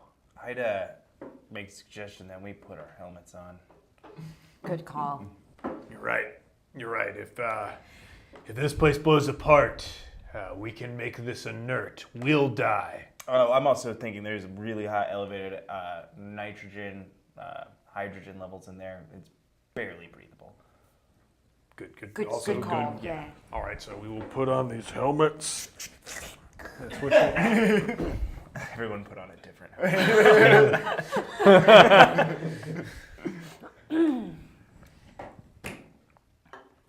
Here goes nothing. What does Here's your Rosalind start doing as she I'm gonna says hand that? her the key. Skeleton key. When in doubt, go manual. Actually, I'm going to spend one of my drama points. There was a key handing scene where on like these sort of crazy catwalks, there's a like lightning strikes and there's a bump. The key falls from your hands and we can see that it's fallen down to the next level. It's like sitting there on the floor. Wow. That's unfortunate. I am a novice soldier, so I have maybe some resource. I have this magnet. Trusty magnet. Trusty magnet here. Oh, I mean, I brought this like blowtorch too. We could try and cut the door. You've had a blowtorch this whole I time.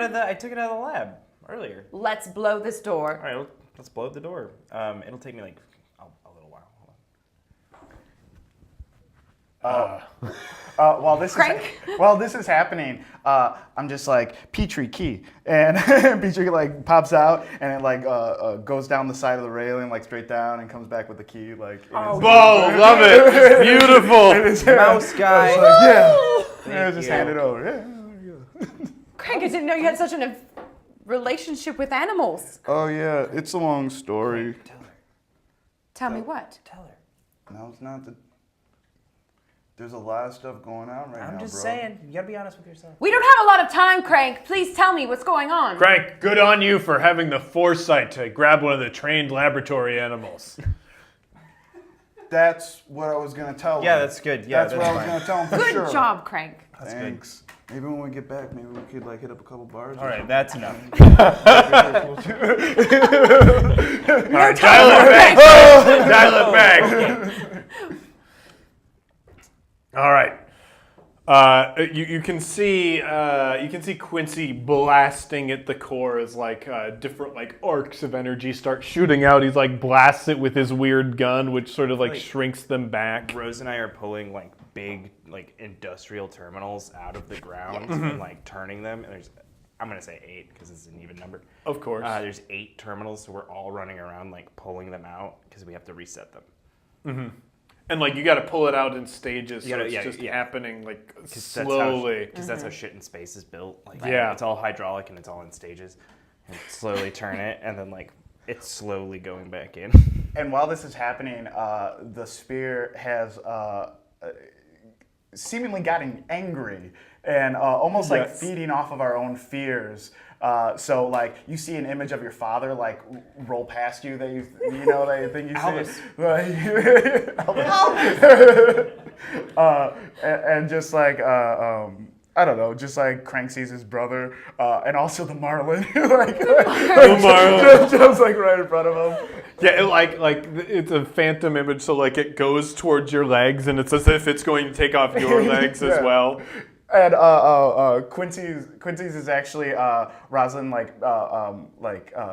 peeing on his grave, and then Rosalind's is Quincy's peeing on her grave because they have like that inner battle going on. Oh my god, that rivalry going on. How crass and tasteless of this director! I love it. It's like Calvin and Hobbes though, so like it's just the back and like It's you just know, like a truck decal. Yeah, it's that position. Oh my gosh! Except Rosalind would be squatting, so it's even more of a good. It's I feel like you never. makes sense. I feel like Quinn makes it so No, that it's she's great. standing. Yeah.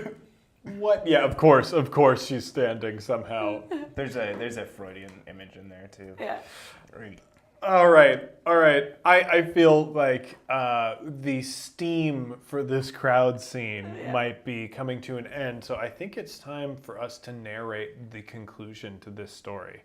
And to do that, you take the drama points that you've earned that I have not been diligently handing out, and you start you add a detail to the end. Got it.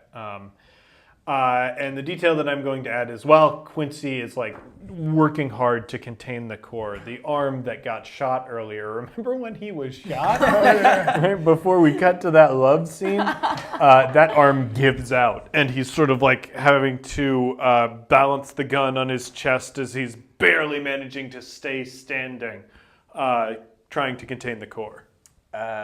Since we have all the terminals and I'm like really near Quincy, I see this happen, and I take his gun. Ooh. Or Kyle takes his gun. He's gonna grab it from him and he's gonna say, "Go." I don't need to get out of this. I'm old. I can die. You're young. Yeah, but the Angier's family name dies with me, and at least now it'll die with good standing. Crank. Crank is mesmerized by the sphere, and he's actually he can't hear Rosalind yelling at him to pull out the last. He has the last one to pull out, and he's mesmerized by the sphere of his brother's accomplishments and his own failures, and how this is not going to pan out for him, and the last one is still in its halfway position. Ooh. Rosalind sees Crank mesmerized by the sphere and shouting at him, realizing he's not listening. So she pulls up her last one and runs to him to pull off the last one, save that one last hydraulic whatever thing. I made up some space science. Get my vocabulary. Yeah. Quincy, like now free of his job of having to man the gun, is going to, like, he's still in the military, and one of the things he was a pilot, like not just a gunner, but like a fighter gunner.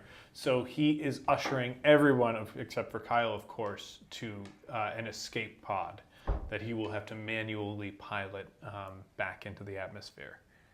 Kyle is going to, okay, so as Kyle, you guys are leaving the main core area back into that like antechamber, and the door shuts, and like all of the pylons start like lowering for the reset, and he's just standing there, and he sees his dad in the core, and he's just like, I hope this pays for everything. Like, this counts. I hope this counts.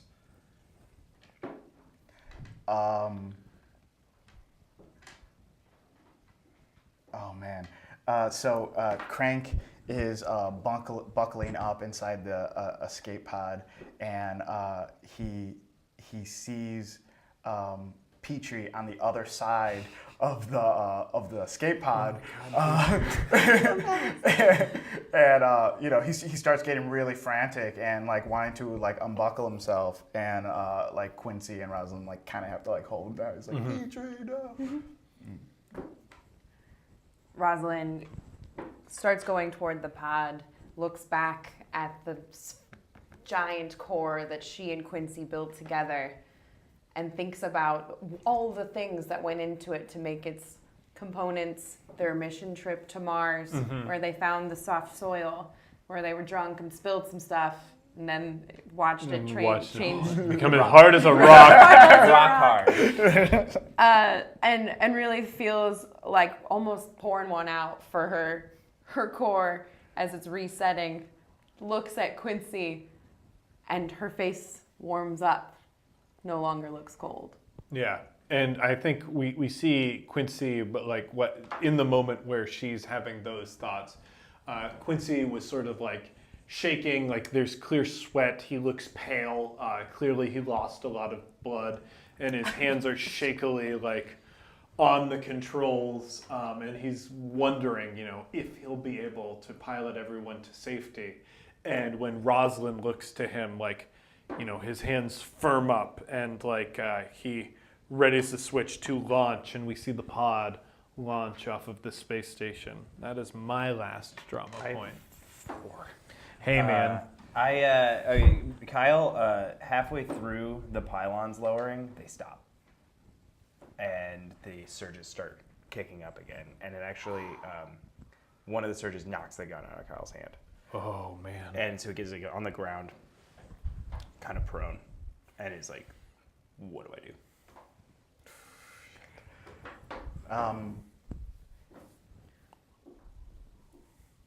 Crank sees this, and for the first time in his life, Because we've got video monitors on our escape pod. well, yeah, you can see it through like the little pod. I feel like our windows suits or have like personal Yeah. monitors. Yeah. My why not? channel's Yeah. on. And Right of there. course, we're all ghouls. Why wouldn't we have it tuned to Kyle's channel to watch him sacrifice himself? And for the first time, like in his life, like everything starts to like click. Like he understands like what Kyle's doing, how to help Kyle, and he starts. He immediately grabs the magnet from Oslin and starts like fiddling around with the machines and like building this thing in the corner. Rosalind sees also Kyle struggle and decides to communicate with him and tell him to use that skeleton key to jimmy up the manual control box that was in the corner hidden that I forgot about. Kyle's going to respond in kind and say, I don't need to, because he's going to unhook his fluid intake on the back of his pack. And as it ejects, he's going to throw it into the core. So when the liquid hits it, the core becomes rock hard and shuts down. Why was there alcohol in his fluid intake? Well, Oh, no, it's from my urine.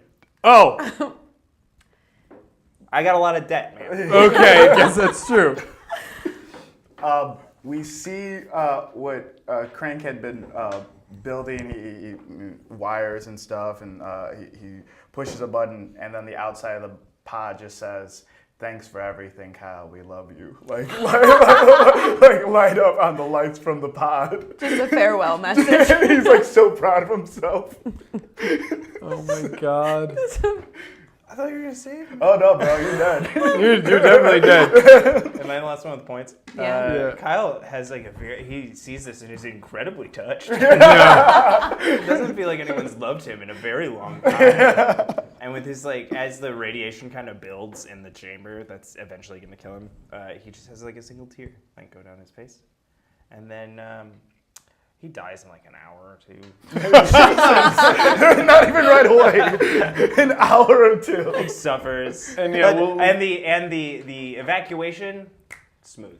Smooth, yeah, for the 5 people For that everyone lived. else. So, yeah. Oh yeah, but we saved billions. Yeah. Billions. That's what like his final words are. But we saved billions, and he saved it for like 2 hours just to say that. It's like, am I gonna die yet? No, I feel like I got a little bit And more it's time gotta in wait me. those It's last on like words. the channel comm, and you're like about to land, and you just hear it. And you're like, what the hell? Where is he? What I did thought you he was dead. I'm dead now, but I wasn't entirely. All right, Sweet. guys, that's protocol. I hope you enjoyed that stream. I think to debrief a little bit, who do we think directed this movie? Paul W.S. Anderson, Okay. the Paul director W.S. of Anderson. Anderson. Okay. And who do you think played your character? God, who played my character?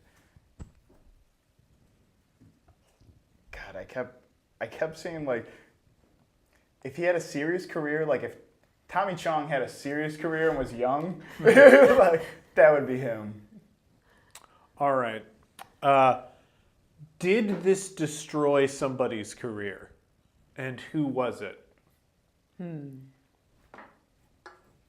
Yes, I think it did. Okay. And I think it destroyed. I think it destroyed Quincy's character's career. Oh, his actor? Yeah. He was like really. I picture like as can't. somebody who was like a sitcom actor, Yeah. really trying to make a film come back, and it just friggin' tanked. Yeah. I'm thinking like Terry O'Quinn from like Lost. That's so perfect. All right. Well, that was protocol. Hold on. The Yeah. Twitch, the chat room has a couple ideas. Ooh. Okay. Fake imposter said Terry Gilliam. Okay. Okay. Uh-huh. Oh, time bandits, like that type of thing. Like, Yeah. I can see that. The Joe H said 10-year-old me. And then he followed up, or Stanley Kubrick post-stroke. Ooh, dark. Ouch. Dark. It is dark. Yikes. I'm Stellar, Amish. He said this launched Craig's career. Yeah. Hey, Oh there yeah. you Craig was go. on I everything think so. afterward. Yeah. Absolutely. That's like Oh, I but think it's as Chris a Evans C in movie Sunshine. star. Okay. Yes. Yeah. like Okay, so like a Bruce Campbell type. yeah, the guy. Oh hell yeah! like, Yeah. That'd be awesome. That's a great career. Oh, man, I'd kill for that career. I think he did. The Evil Dead and the Evil Dead 2, as well as an Army of Darkness. Okay, well, that's it. I hope everybody enjoyed the stream. I hope the technical parts of it went smoothly.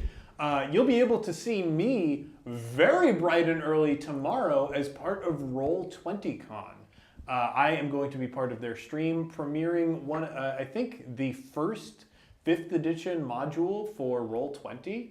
That is like officially licensed by Wizards of the Coast. So if you're a Roll20 player and you're interested in what that's like, you can get up bright and early because we're going to be broadcasting 7 a.m. Central Standard Time. And Wait, what? yeah, 7 a.m. Central Standard Time. Do I need to be here? I asked you to. Oh boy. Oh jeez. Yeah, so enjoy that. Pat will be running my 1s and 2s there. I will be playing a human cleric, and that's going to be a lot of fun. So I will see. I'm going to guess none of you. I'm projecting none of you then, but that is going to be archived, and that'll be part of the whole 24-hour Roll20Con experience. I think it's going to be a lot of fun. I'm doing 2 games that day. I hope everybody has fun with that.